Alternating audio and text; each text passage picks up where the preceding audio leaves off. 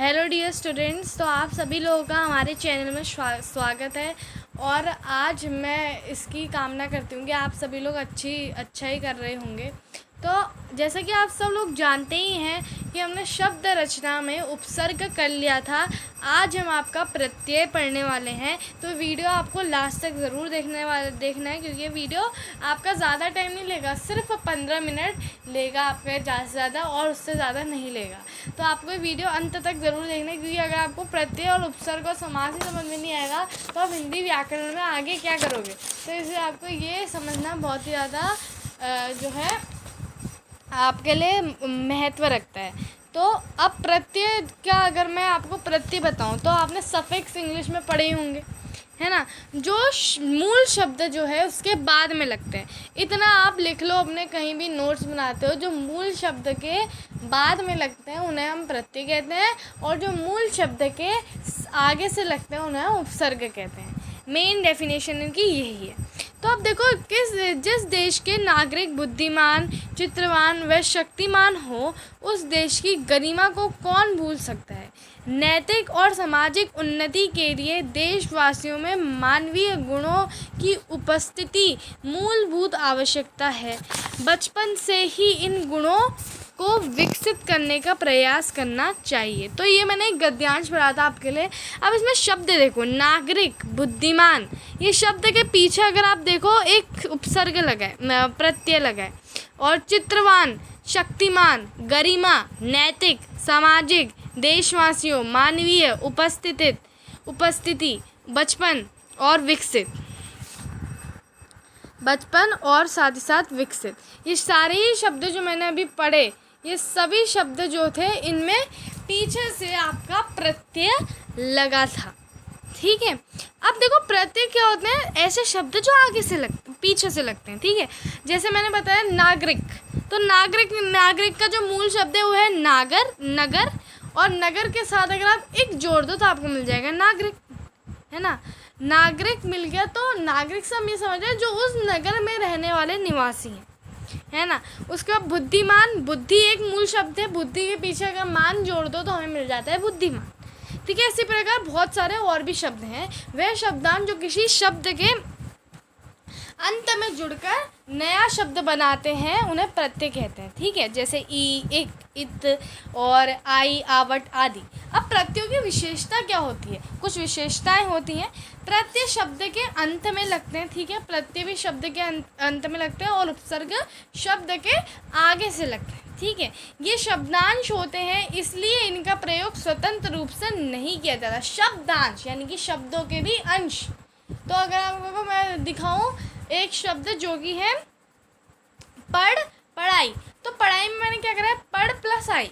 आई जो शब्द है वो आपका प्रत्यय है, आई, तो मैं आई को क्या स्वतंत्र रूप से प्रयोग कर सकती हूँ। चलो आई का छोड़ो, मैं आपको एक एग्जांपल देती हूँ। एक, क्या मैं एक को स्वतंत्र रूप से प्रयोग कर सकती हूँ? नहीं कर सकती, क्योंकि ये शब्दांश होते हैं, इनका स्वतंत्र रूप से प्रयोग नहीं होता है।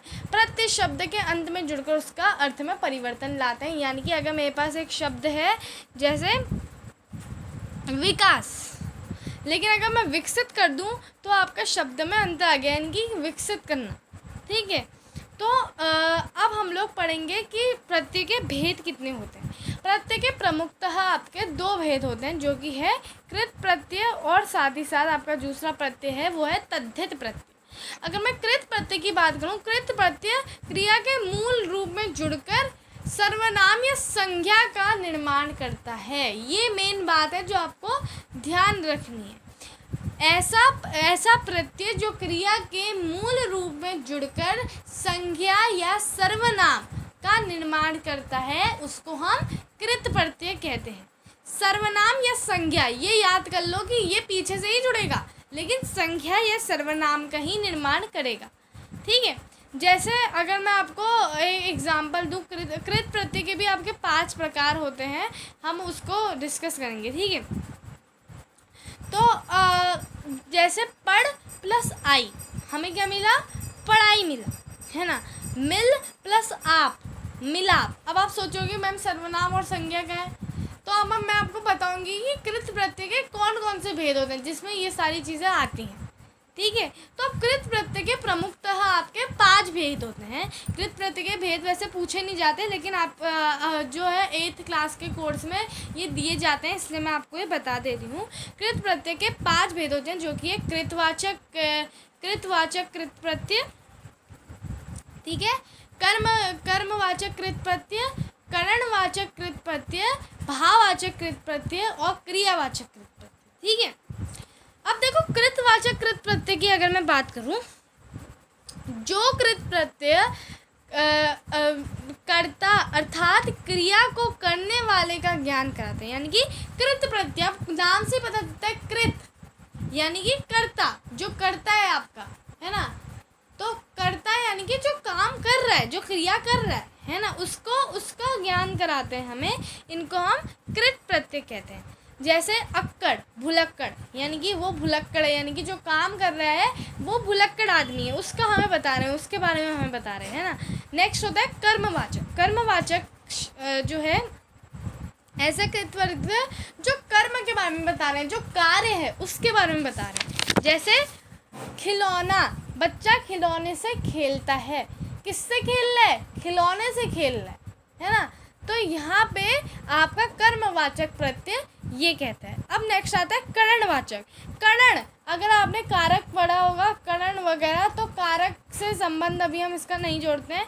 करणवाचक संज्ञा, संज्ञा मैंने पहले ही बताया है कि कृत प्रत्यय वो प्रत्यय होते हैं जो अंत में जुड़कर सर्वनाम या क्रिया का, जो सर्वनाम या संज्ञा का आपका जो है निर्माण करते हैं, ठीक है। अगर करणवाचक की बात करूं तो कार्य करने वाला जो है शब्द में जुड़कर रचना करते हैं। जैसे घेरा, ठेला, ठीक है, ठेला, जो जिससे हम कार्य कर रहे हैं, जिसकी मदद से हम कार्य कर रहे हैं, उसका हमें ज्ञान कराते हैं, ठीक है। नेक्स्ट है भाववाचक। भाववाचक संज्ञा क्या होती है, ऐसी संज्ञा जिसको हम अपने जो है स्पष्ट नहीं कर सकते, जिसको हम लोग जो है अपनी बातों में स्पष्ट नहीं कर सकते, उसको हम सिर्फ और सिर्फ उसका भाव ले सकते हैं, उसको महसूस कर सकते हैं। तो ऐसी क्रियाओं का भी ज्ञान कराने वाले जो प्रत्यय होते हैं वो हमें भाववाचक संज्ञा बनाने वाले कृत प्रत्यय, जिसको हम लोग कहते हैं भाववाचक कृत प्रत्यय, है ना। तो आई, पढ़ाई, लिखाई, सुनाई। अब पढ़ाई करो, है ना, तो पढ़ाई कौन सा कृत प्रत्यय हुआ, भाववाचक कृत प्रत्यय, क्योंकि ये हमें भाव दिखा रहा है। पढ़ाई ऐसी चीज़ नहीं जो कि हम लोग अपने विचारों में ला रहे हैं, हम लोग उसे देख रहे हैं, उसको उठा रहे हैं, नहीं, उसको सिर्फ और सिर्फ हम महसूस कर सकते हैं। नेक्स्ट आती है क्रियावाचक शब्द बनाने वाली कृत प्रत्यय, यानी कि क्रियावाचक कृत प्रत्यय। अब जो कृत प्रत्यय शब्दों के अंत में जुड़कर क्रिया, विशेषण, संज्ञा आदि शब्दों का रचना करते हैं, क्रिया उसका रचना, तो जैसे हंस का हो गया हंसा, हंसा, देखा, तो हंसा देखा यानी कि हमें क्रिया मिल रही है ना। मैंने चला, सोचा, बोला। चल एक मूल शब्द, लेकिन चल के साथ आ जोड़ दूं तो चला, हंस के साथ आ जोड़ दूं हंसा, क्रिया ही तो बन रही है। फिर अगर मैं कर की बात करूं, आकर, जाकर, है ना, क्रियाएं तो बन रही है ना। तो ये आपके क्रियावाचक शब्द जो कृत प्रत्यय होते हैं, क्रियावाचक कृत। अब आ जाते हैं तद्धित प्रत्यय में। वह प्रत्यय जो संज्ञा, सर्वनाम, विशेषण, अव्यय आदि के अंत में जुड़कर नए शब्दों की रचना करता है, वो तद्धित प्रत्यय कहलाता है। यानी कि वो जो है संज्ञा, सर्वनाम शब्दों का निर्माण नहीं कर रहा, वो संज्ञा, सर्वनाम, विशेषण, अव्यय यानी कि आपके अविकारी शब्द जिनमें परिवर्तन नहीं आता लिंग वचन कारक में, तो ऐसे शब्दों के पीछे जुड़कर नए शब्द की रचना करता है, उन्हें हम तद्धित प्रत्यय कहते हैं। जैसे मानव, मानव के साथ ता जोड़ दोगे तो क्या मिलेगा, मानवता मिलेगा। मानव क्या है, मानव आपका संज्ञा शब्द है, ता आपका प्रत्यय हो गया। तो संज्ञा शब्द के अंत में जुड़कर हमें नए शब्द का निर्माण मिल रहा है, जो कि है मानवता।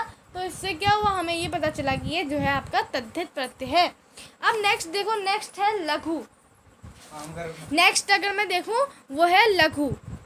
लघु, तो लघु प्लस ता यानी कि लघुता, है ना। इसमें विशेषण आ गया लघु, तो विशेषण के साथ मैंने ता प्रत्यय जोड़ दिया तो मेरे को लघुता मिल गया, है ना।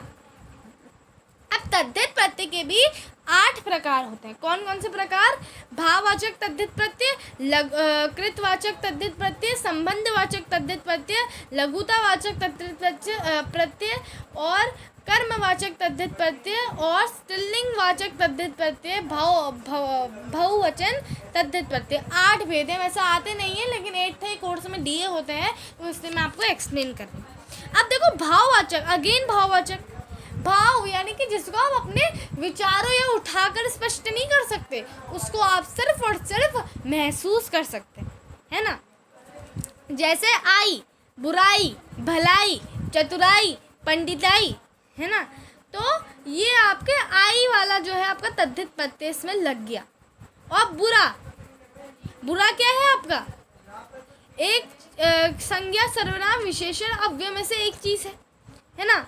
और अगर मैं इनके साथ पीछे से कुछ आई जोड़ रही हूँ और मेरे को भाववाचक शब्द मिल रहा है, तो इसका मतलब ये भाववाचक तद्धित प्रत्यय।